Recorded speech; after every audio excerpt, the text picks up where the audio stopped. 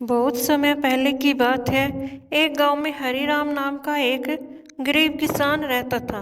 उसका जीवन कठिनाइयों से भरा था, फिर भी वह रोज सुबह उठकर सबसे पहले भगवान को प्रणाम करता और कहता, हे प्रभु, जो भी कर रहे हो मेरे भले के लिए ही कर रहे हो।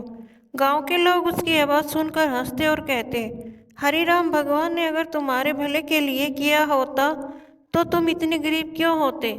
लेकिन हरिराम मुस्कुराता और कहता, उसकी लीला गहरी है, हमें सब कुछ अभी समझ नहीं आता।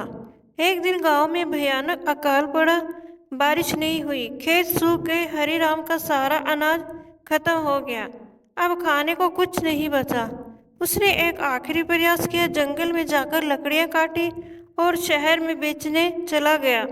रास्ते में उसका पैर फिसला और वह गहरी खाई में गिर गया। उसके हाथ पैर में चोट लगी और लकड़ियां भी गिर गई। वह दर्द से कराह रहा था, लेकिन फिर भी वह आसमान की तरफ देखकर बोला, हे प्रभु, जो भी किया मेरे भले के लिए किया। उसी समय पास से एक राजा का काफिला गुजर रहा था। राजा ने हरिराम को खाई में देखा और तुरंत सैनिकों को भेजकर उसकी मदद करवाई। जब राजा ने उसकी हालत जानी तो वह बहुत दुखी हुआ और बोला, तुम जैसे सच्चे और ईमानदार भक्त की सेवा करना मेरा सौभाग्य है। राजा ने हरिराम को अपने महल में बुलाया, उसका इलाज करवाया और उसे अपने राजकीय खेतों का प्रबंधक बना दिया।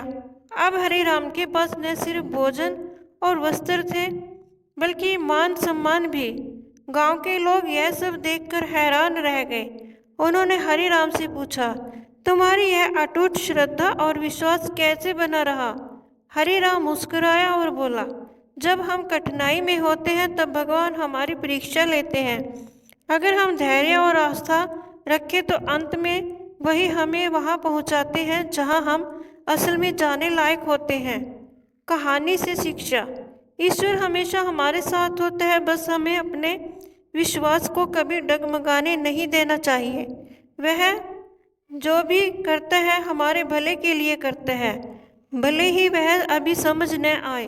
दोस्तों, मेरी यह वीडियो देखने के लिए आपका बहुत बहुत धन्यवाद। जय श्री राम।